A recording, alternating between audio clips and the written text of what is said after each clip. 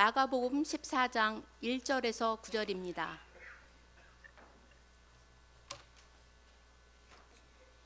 이틀이 지나면 유월절과 무교절이라 대제사장들과 서기관들이 예수를 흉계로 잡아 죽일 방도를 구하며 이르되 밀란이 날까 하노니 명절에는 하지 말자 하더라. 예수께서 베다니 나병 환자 시몬의 집에서 식사하실 때에 한 여자가 매우 값진 향유 곧 순전한 나드 한 옥합을 가지고 와서 그 옥합을 깨뜨려 예수의 머리에 부으니 어떤 사람들이 화를 내어 서로 말하되 어찌하여 이 향유를 허비하는가? 이 향유를 300데나리온 이상에 팔아 가난한 자들에게 줄 수 있었겠도다 하며 그 여자를 책망하는지라. 예수께서 이르시되 가만두라. 너희가 어찌하여 그를 괴롭게 하느냐? 그가 내게 좋은 일을 하였느니라. 가난한 사람은 항상 너희와 함께 있으니 아무 때라도 원하는 대로 도울 수 있거니와 나는 너희와 항상 함께 있지 아니하리라. 그는 힘을 다하여 내 몸에 향유를 부어 내 장례를 미리 준비하였느니라. 내가 진실로 너희에게 이르노니 온 천하에 어디서든지 복음이 전파되는 곳에는 이 여자가 행한 일도 말하여 그를 기억하리라 하시니라. 아멘. 오늘도 귀한 찬양과 또 기도와 말씀 봉독에 감사를 드립니다. 이번 주에 눈이 많이 내렸는데 우리 성도님들 삶의 자리가 평안하십니까? 늘 이렇게 추운 날씨 가운데서도 영육간에 강건하시기를 주님의 이름으로 축복합니다. 대부분의 사람들은 살아가면서 선행을 베풉니다. 그 이유는 하나님이 불쌍한 사람들을 돕고 또 도울 자들을 돕기 위한 마음을 우리에게 심어 주셨기 때문입니다. 이것은 믿음을 가진 사람이나 믿음을 갖지 않은 사람이나 모두가 다 동일한 이런 마음을 갖고 있습니다. 12월이 되면 이제 연말연시인지라 더더욱 도움이 필요한 사람들을 많이 생각하게 되는 달입니다. 이렇게 도움을 주는 마음은 참으로 귀한 마음입니다.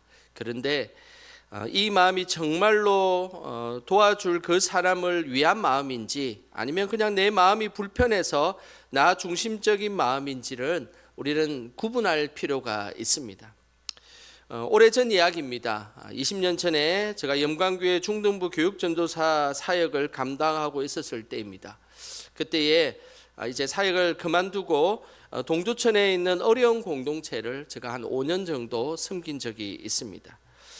그때 영광교회 사역을 그만둔 것은 영광교회는 건강한 교회여서 누가 와도 사역을 잘 감당할 수 있는 그런 교회이기 때문에 제가 사역을 그만둘 수 있게 되었습니다.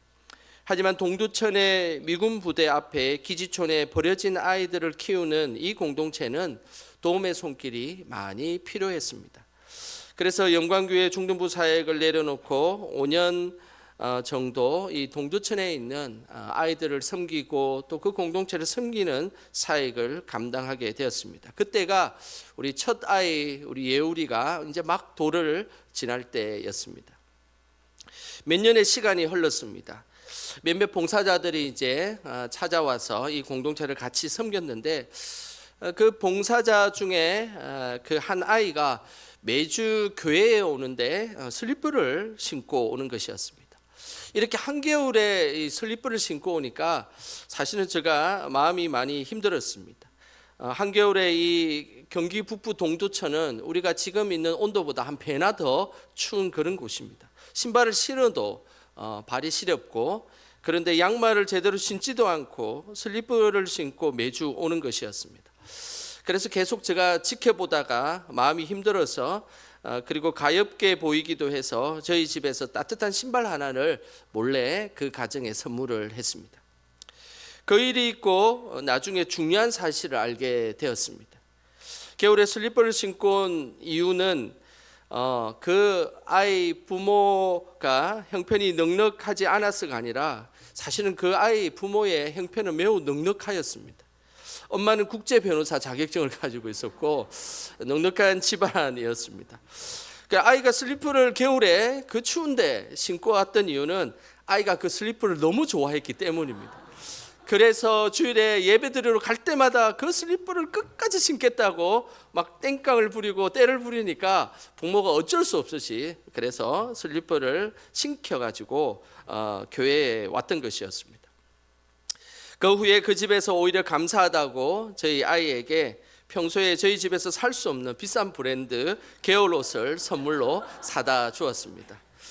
아마 우리 예울이는 어려서 그를 기억을 못하겠지만 그런 일이 있었습니다.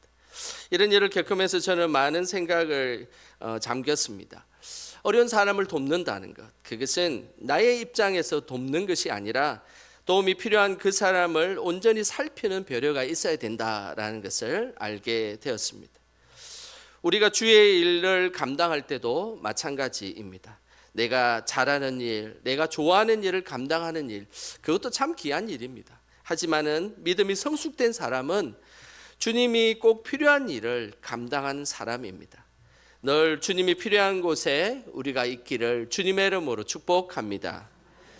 오늘 본문은 우리가 너무나 잘 아는 말씀입니다. 향유 옥합을 깨뜨렸던 아름다운 여인의 말씀이 나옵니다.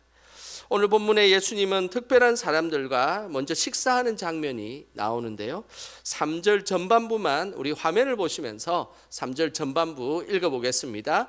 예수께서 베다니 나병 환자 시몬의 집에서 식사하실 때에, 예수님은 시몬이라는 사람의 집에서 식사를 했습니다. 그런데 오늘 이 시몬은 어떤 병에 걸려 있었다라고 성경은 말씀합니까?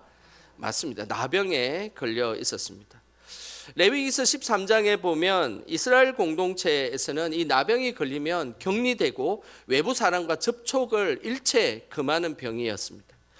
지금 이 시몬이라는 사람은 현재 나병에 걸린 사람은 아니고 과거에 나병에 걸렸던 사람이었던 것 같습니다. 왜냐하면 베다니에 지금 살고 있는 것을 보아 그는 이제 병이 치유되었던 사람입니다. 하지만 이스라엘 공동체는 비록 나병이 치유되었을지라도 한번 나병에 걸렸다는 그 낙인 때문에 많은 사람들이 접촉하지 않고 오히려 거부했던 사람, 그 사람이 바로 나병에 걸렸던 사람들의 모습입니다. 이런 나병 환자의 사정을 잘 알고 계셨던 분이 바로 예수님이셨습니다. 그래서 그 사람과 식사를 같이 해야 되겠다라고 생각을 했던 것이죠. 당시 유대인들은 같이 식사를 한다는 것, 그것은 가족으로 받아들이고 그리고 친구로 받아들이는 그런 의미입니다. 단순한 가벼운 식사의 자리가 아니라 그 사람을 친구로 그리고 가족으로 받아들인다는 의미로 식사를 했던 것입니다. 어느 누구도 식사 한번 같이 하자고 말을 붙이지 않았던 이 나병 환자 시몬에게 예수님은 친히 다가가셔서 식사를 같이 했던 것입니다.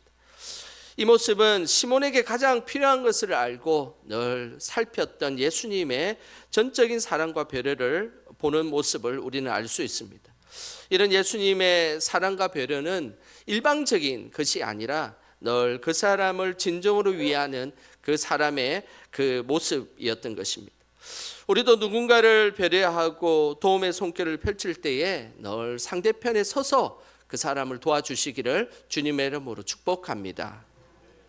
이런 진정한 배려의 식사 자리에 놀라운 일이 벌어졌습니다. 3절 나머지 후반부를 우리 화면을 보면서 같이 한번 읽어보겠습니다. 한 여자가 매우 값진 향유 곧 순전한 나드 한 옥합을 가지고 와서 그 옥합을 깨트려 예수의 머리에 부으니, 여기에서 등장하는 이 여인은 오늘 이름은 나오지 않지만 다른 복음서에 보면 마리아라고 이름이 나옵니다. 마리아가 예수님께 가지고 온 향유는 나드라는 식물에서 추출한 기름입니다.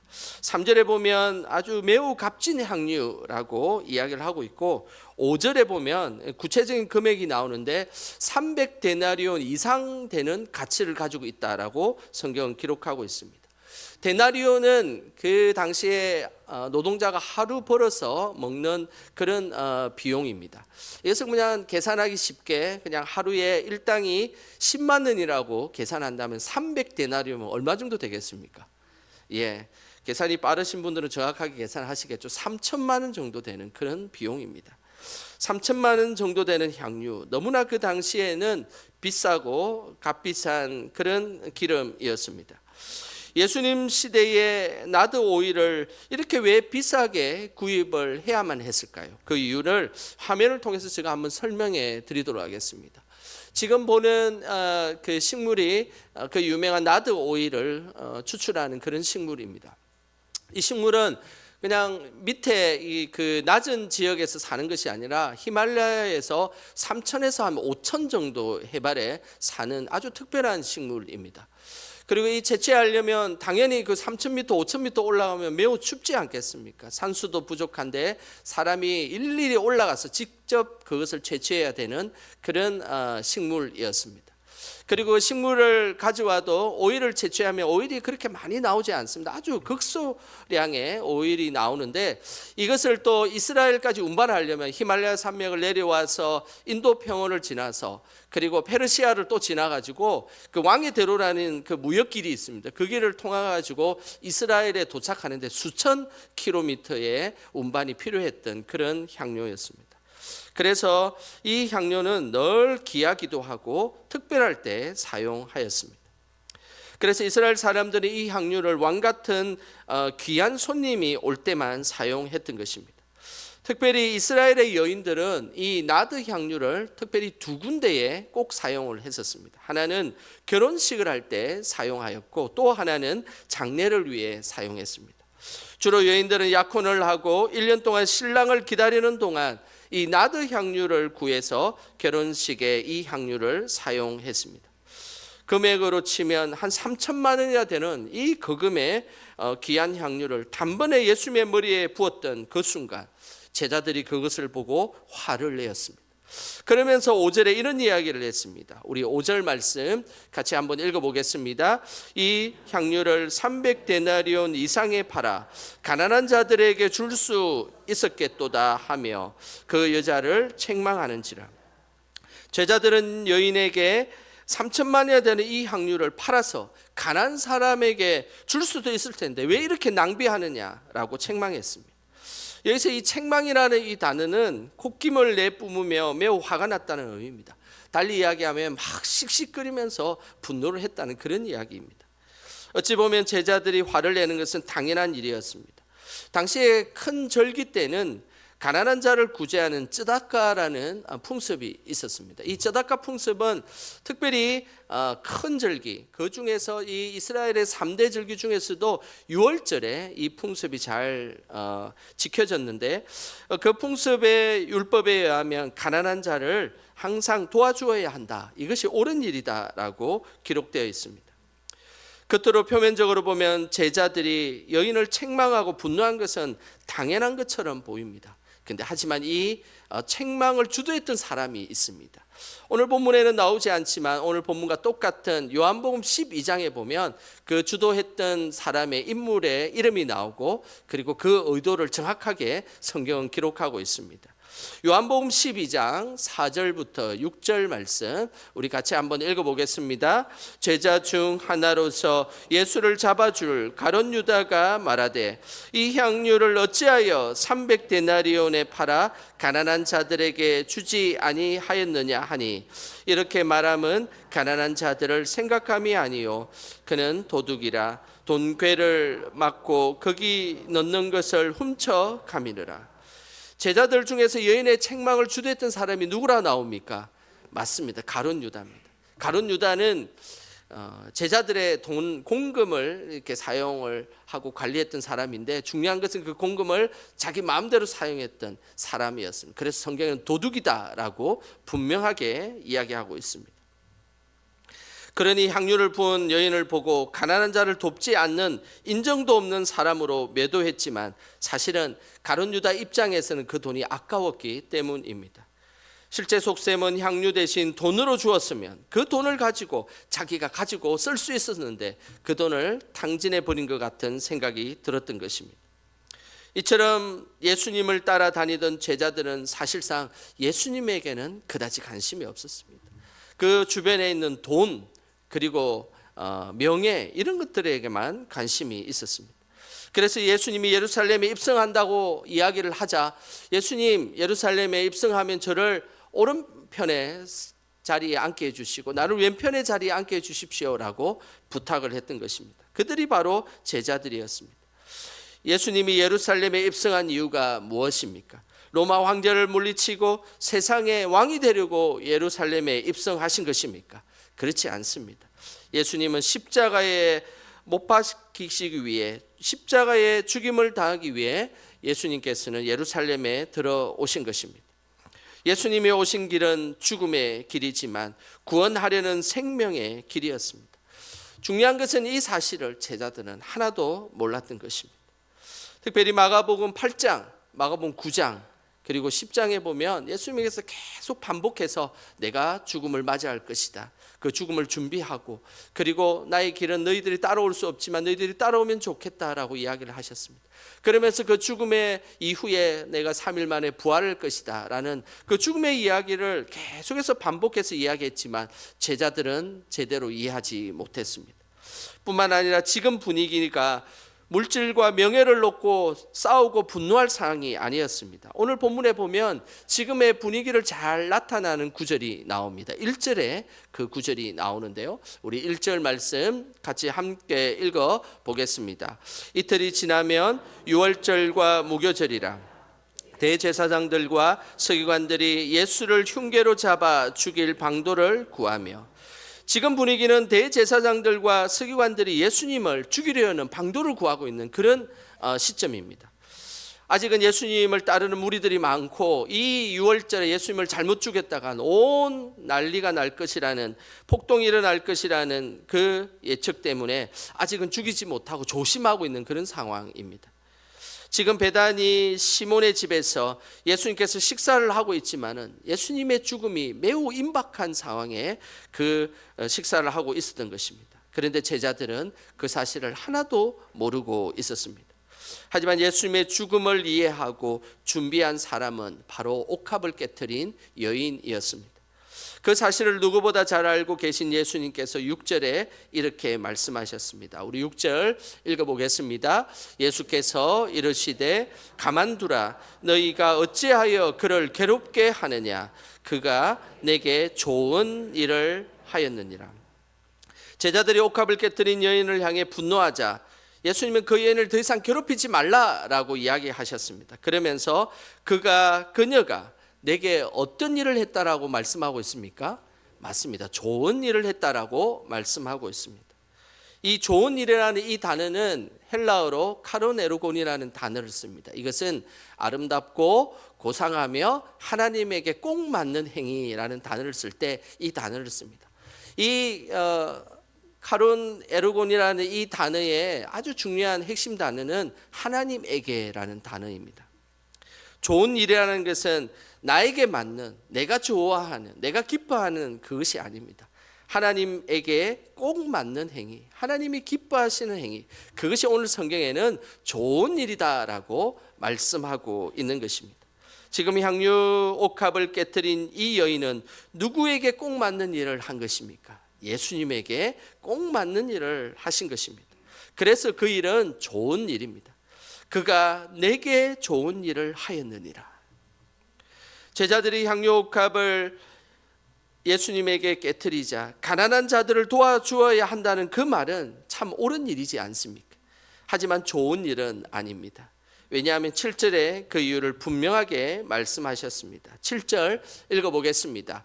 가난한 자들은 항상 너희와 함께 있으니 아무 때라도 원하는 대로 도울 수 있거니와 나는 너희와 항상 함께 있지 아니하니라. 가난한 자를 돕는 일은 옳은 일이기 때문에 항상 너희들이 원하는 대로 그냥 원하면 할 수 있다라는 것입니다.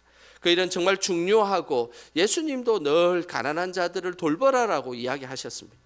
하지만 지금 때는 예수님이 십자가에 못 박혀 돌아가실 때이기 때문에 예수님의 장례를 준비하는 것이 더없이 중요한 때입니다. 제자들은 이웃을 대단히 잘 돕는 사람처럼 이야기하며 여인을 책망했습니다. 하지만 정작 이 시점에 예수님에게 무엇을 예수님이 원하시고 예수님이 어떤 일을 하길 원하시는지는 관심이 없었던 것입니다. 결국 제자들은 옳은 일은 알고 있었지만 정작 예수님이 원하시는 좋은 일은 몰랐던 것입니다. 하나님은 우리가 서로 옳고 그름과 같은 시비를 따지는 옳은 일꾼이 되는 것보다 하나님이 원하시는 일을 하는 좋은 일꾼이 되기를 원하십니다. 이 옳다는 개념보다 좋다는 개념이 더 크고 중요한 개념입니다. 늘 옳고 그름을 판단하기를 원했던 바리새인과 서기관들, 옳은 일을 하는 사람들이 그들이 행한 일들은 옳은 일을 하는 일들이었습니다. 하지만 늘 예수님이 책망하셨습니다. 그 이유는 율법이라는 잣대를 가지고 옳고 그름을 판단했지만 늘 자신의 존재감을 드러내려고 하고 자기 만족과 이익을 위해 살았던 인물들이기 때문입니다. 하지만 선한 일을 했던 선한 사마리아인은 율법의 옳고 그름을 통해서 도와주어야 하는지 도와주어야 하지 말아야 하는지를 따지는 사람이 아니었습니다. 그냥 강도 맞는 자가 불쌍하고 긍휼히 여기는 마음으로 최선을 다해 주었기 때문에 이 사마리아인은 좋은 일을 하는 사람입니다. 사도 바울도 영적인 아들 디모데에게 너는 좋은 일꾼이 되라고 하지 않고 디모데에게 옳은 일꾼이 되라고 하지 않고 좋은 일꾼이 되라라고 성경은 말씀하였습니다. 디모데전서 4장 5절과 6절 우리 같이 한번 읽어보겠습니다. 하나님의 말씀과 기도로 거룩하여짐이라. 내가 이것으로 형제를 깨우치면 그리스도 예수의 좋은 일꾼이 되어 믿음의 말씀과 내가 따르는 좋은 교훈으로 양육을 받으리라. 사도 바울은 디모데에게 율법으로 거룩해지는 것이 아니라 하나님의 말씀과 기도로 거룩해진다라고 말씀했습니다. 그러면서 그 하나님의 말씀과 기도를 통해 좋은 교훈을 받아서 살아가는 사람, 그 사람은 예수님의 좋은 일꾼이 된다라고 말씀하였습니다. 우리도 예수님의 좋은 일꾼이 되어야 합니다. 사람들에게 칭찬받고 나 스스로도 칭찬할 만하다고 스스로 생각하지만 정작 예수님에게 칭찬받지 못한다면 그것은 좋은 일꾼이 아닙니다. 교회에서 좋은 평판을 받고 성도들에게 좋은 모습을 보일지라도 정작 천국에 갔을 때 나는 너를 도무지 알지 못한다라고 하나님의 말씀을 듣게 된다면 어떻게 되겠습니까? 우리 모두 하나님이 원하시는 일을 하고 하나님이 기뻐하시는 일을 하는 좋은 일꾼이 다 되시기를 주님의 이름으로 축복합니다. 예수님은 향료 옥합을 가난한 자에게 나눠주는 것이 옳은 일이라고 이야기한 제자들을 칭찬하지 않았습니다. 오히려 예수님이 지금 무엇을 원하시고 예수님이 지금 어떤 사역을 앞두고 있는지를 준비한 그 여인을 칭찬하셨습니다. 9절에 그 내용이 나옵니다. 우리 9절 같이 읽어보겠습니다. 내가 진실로 너희에게 이르노니 온 천하에 어디서든지 복음이 전파되는 곳에는 이 여자가 행한 일도 말하여 그를 기억하리라 하시니라. 좋은 일을 행한 옥합을 깨트린 그 여인은 온 천하에 어디서든지 그리고 복음이 전파되는 곳곳마다 그 좋은 일을 했던 것을 말하고 기억할 것이다라고 말씀하였습니다. 이보다 더 큰 칭찬이 어디에 있겠습니까?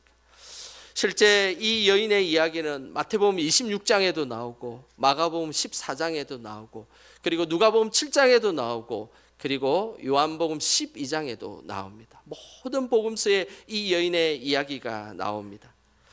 우리는 옳은 일꾼입니까? 좋은 일꾼입니까? 우리는 하나님께서 기뻐하는 그 기쁨을 위해 봉사하는 사람입니까? 아니면 나의 만족과 기쁨을 위해 봉사하는 사람입니까? 지금은 재직 부서장을 세우고 각종 기관과 임원과 교사를 세우는 그런 시기입니다. 나는 이런 이유로 그 일을 할 수 없습니다 라는 이야기를 듣고 나면 이야기를 잘 들으면 하나도 틀린 이야기가 없습니다. 다 옳은 이야기고 합당한 이야기입니다. 하지만 좋은 이야기는 아닙니다. 힘들지만 그 일을 감당하겠다고 어려운 부서에 가고 힘든 부서에 가는 분들이 아직 우리 영광교회에 있다는 것이 얼마나 감사한지 모릅니다. 그 이야기를 들으면 참으로 좋은 이야기입니다. 그리고 그분들은 좋은 일꾼들입니다. 바라기는 나의 기쁨을 위해 일하는 일꾼들이 아니라 하나님의 기쁨을 위에 일하는 일꾼들이 다 되어서 하나님께 칭찬받는 좋은 일꾼들이 다 되시기를 주님의 이름으로 축원합니다. 이 시간 우리 찬양하며 기도하는 시간 갖겠습니다. 내게 있는 향유옥합.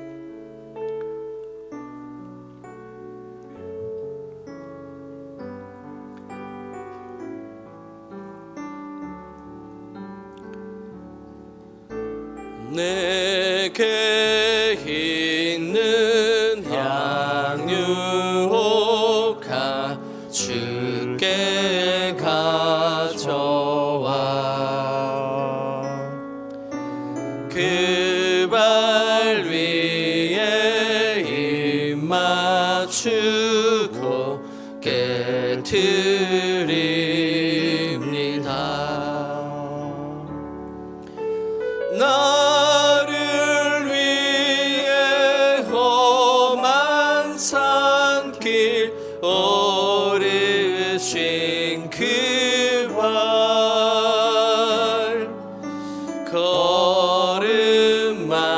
걸음마다 크신 사랑 새겨 놓았네.